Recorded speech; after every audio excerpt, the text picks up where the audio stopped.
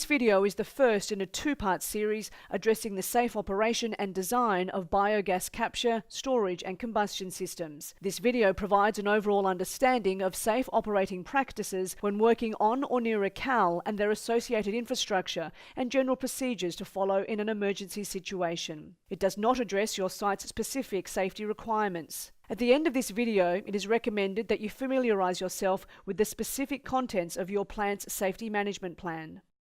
The collection and handling of biogas is accompanied by a number of hazards, the most significant of which include toxicity of hydrogen sulfide gas, H2S, flammability of biogas when mixed with air in specific proportions, suffocation due to the exclusion of air, specifically in confined spaces. The risk associated with biogas hazards can be reduced by safe operating practices. A hazard analysis should have been undertaken by your plant to identify the dangers of specific tasks in order to reduce the risk of injury to you or any personnel working on or near CAL and their associated infrastructure. It is very important that you understand and can identify potential hazards and know the correct procedures to adopt and the appropriate procedures in the event of an emergency. Safe operating practices are organised as work instructions specific to the needs of your plant. Always follow work instructions. Access to the CAL and biogas train area should be restricted to authorised personnel only and appropriate exclusion signage displayed. For biogas, it's quite a significant risk, and we take a very holistic approach to managing it at the wastewater treatment plant. We've been through hazard analysis, HazOps, risk assessments, and we employ intrinsically safe electrical gear, radios, and we wear gas monitors whenever we're in the biogas area.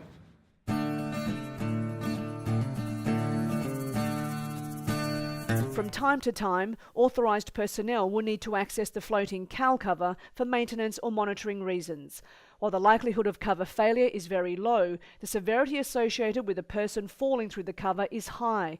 For this reason, access onto the cover should be minimised and any access treated with due care. Access to the cover should only ever proceed after a careful inspection of the cover has been undertaken to ensure it is structurally sound. Access should be avoided when the cover inflation is substantial, for example, more than 2 metres above the top of the CAL wall. We also take the safety of working on the CAL cover very seriously. We have strict procedures around access to the cover, ensuring that employees have a spotter, intrinsically safe gear and wearing personal gas monitors at all times. We have very strict permit to work program in place around performing any kind of hot work and what is taking in to the biogas area with regards to mobile phones and electrical gear. Obviously, when there's a rainfall event and the CAL's wet, it can become quite a slip hazard. We try to avoid any work on the covered anaerobic lagoon when it is wet. The footwear and clothing of personnel working on the cover should not contain any sharp components that might damage the cover. Furthermore, any equipment carried onto the cover should not be excessively heavy or have edges that could damage the cover. Obviously, no heavy equipment should be dropped onto the cover surface. Another thing to bear in mind is the cover temperature. It can get very hot and radiate a substantial heat load, so careful management of personnel to avoid heat stress is also important.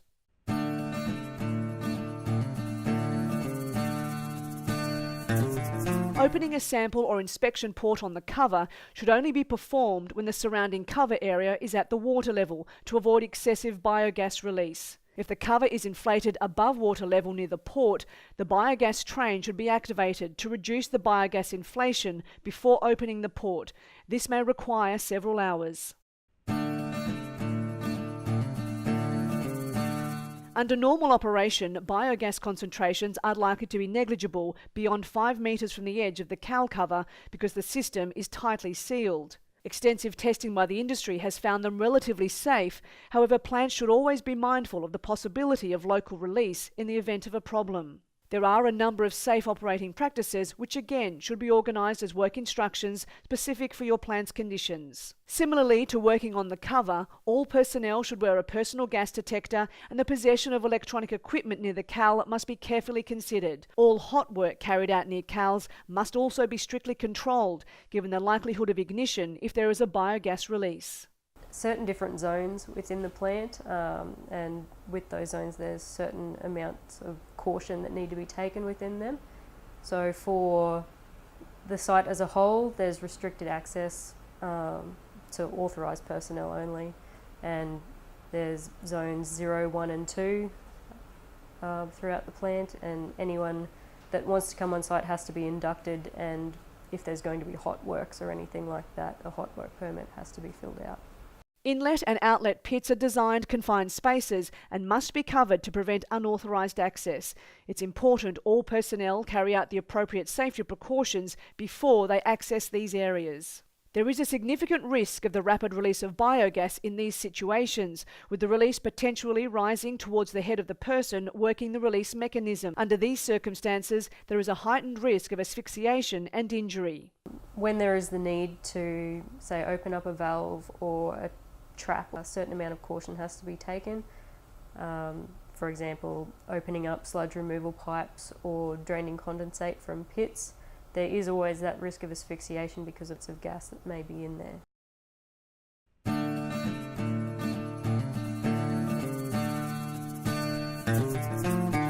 There are a number of operating practices to prevent damage to the infrastructure associated with your plant's CAL. CALs generally operate under positive pressure to allow the biogas to build up under the cover. In some cases, the CAL is maintained at a negative pressure to force the biogas out from under the cover. The gas is stored in another structure and the cover lies on top of the lagoon surface. The inflated cover provides insulation and acts as a gas storage device, while the dome shape helps to shed rainwater. When well sealed, the pressure under the cover also reduces the likelihood of air ingress. The distinctive smell of biogas can indicate a loss in integrity in the covering system. Covers, however, should not be inflated more than 2 metres above top of wall during normal operation. The overpressure relief system should be checked at a frequency that prevents the likelihood of problems occurring. An inspection of the CAL cover, the anchor perimeter and the biogas line should be conducted at least weekly. Look for leaks and physical damage such as tears or deterioration of the cover or piping. Also look for excessive foam or crust in outlet weirs or unusual movement or dislocation of pipes or system. Report any damage immediately so problems can be rectified promptly. Also check for excessive amounts of stormwater sitting on the cover and remove any accumulated water as quickly as possible. Any condensate accumulation in the biogas train should also be regularly removed to prevent both blockages and corrosion. In terms of actually minimising the risk of damage to infrastructure, make sure there are no sharp or heavy objects on or near the cover. Human traffic on the cover is kept to a minimum. Double thickness walkways are used in critical areas and the speed of vehicles around the lagoon piping is restricted. During total fireban days, it is recommended not to operate the flare except when the flare is a totally enclosed type. The impact of biogas releases from small leaks in the cover or releases from biogas transmission pipelines between the CAL and flare are considered low risk due to the low operating pressures in the system. Key hazards are related to large biogas releases or explosions in confined spaces. A large biogas release is most likely to be due to overpressure in the CAL caused by a failure in the overpressure protection system, a significant rupture or tear in the CAL cover, or a significant failure of gas tightness in the cover anchoring system. If the release is over 20 degrees above the horizontal, the gas plume is buoyant and will most likely disperse rapidly with little impact at the ground level. In contrast, large gas releases near horizontal in orientation, exhibiting whaleback form, can have significant ground interaction and travel substantial distance at ground level. Near horizontal oriented large releases pose a suffocation and hydrogen sulfide toxicity hazard to personnel and animals and a flash fire risk. In the event of a large release with a near horizontal orientation, immediately establish an exclusion zone of at least 50 metres around the CAL. All personnel and animals should be evacuated from an area within at least 100 metres of the release point. All potential ignition sources within 50 metres of the release point should be deactivated, including vehicles, mobile phones, electronic controls, stormwater removal pumps and biogas flare. The exclusion zone should be maintained until the gas release has reduced the pressure under the cover to less than 50 pascals. Access to the damaged CAL should then only be by authorised persons equipped with suitable gas monitoring and other personal safety equipment to assess repair. Wastewater flow to the damaged cow should be minimised until repairs are completed. The risk of a biogas explosion in a confined area is real. Ensure the risk is mitigated through the use of well-designed ventilation systems, interlocks and gas detection.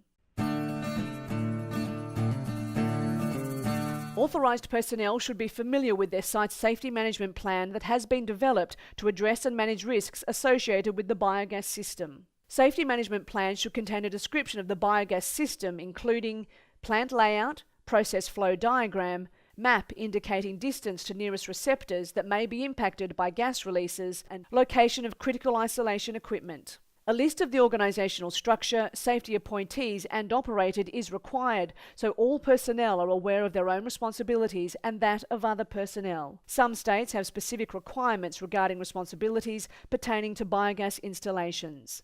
A formal safety or risk assessment of the biogas system should be undertaken, which includes hazard identification, assessment of possible risks, and associated control measures to eliminate or minimise the risk. Documented standard operating and maintenance procedures are required, which should outline how interactions with external contractors who may need to work on or near the system will be performed in a controlled and safe manner. A description of control systems should be clearly identified and the personnel responsible trained in their use. Emergency response procedures should identify the response required for emergency events, allocate responsibilities and identify equipment, evacuation areas and training required. To ensure your own safety and the safety of others working on or near cows and biogas trains, ensure you know and follow your plant's safety management plan. If you have any concerns, always seek the advice of your supervisor.